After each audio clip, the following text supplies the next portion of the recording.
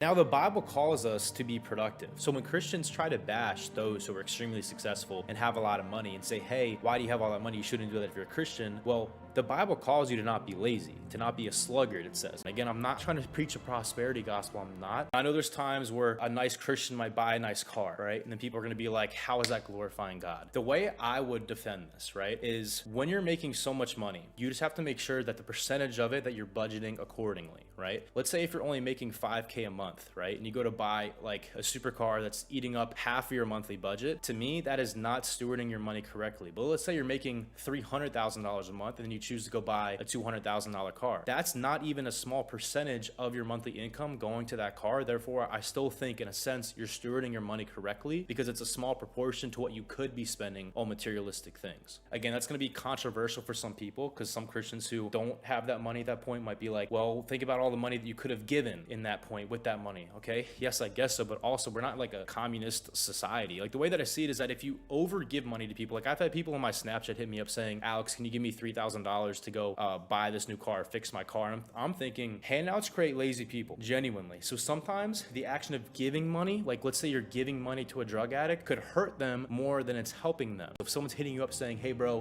I need you to pay for my bills next month just because you have all this money and you're Christian, so I'd expect you to do so. No, because in a sense you could be hurting someone. You're making them more lazy. God calls you to not be lazy, to be productive. So you also have to not judge people, especially productive Christians who are making good money, because you don't know what they're giving. You don't know how much they're giving behind closed doors. You don't know how much money they're making. But I hate when people try to hit me up or hit somebody up that I know who also makes good money as a Christian and tries to belittle them and shoot them down saying, hey, you shouldn't be making that money because you're a Christian. They try to use it in an argument saying that how do you fully have a life towards Jesus if you have money? That's such cap, bro.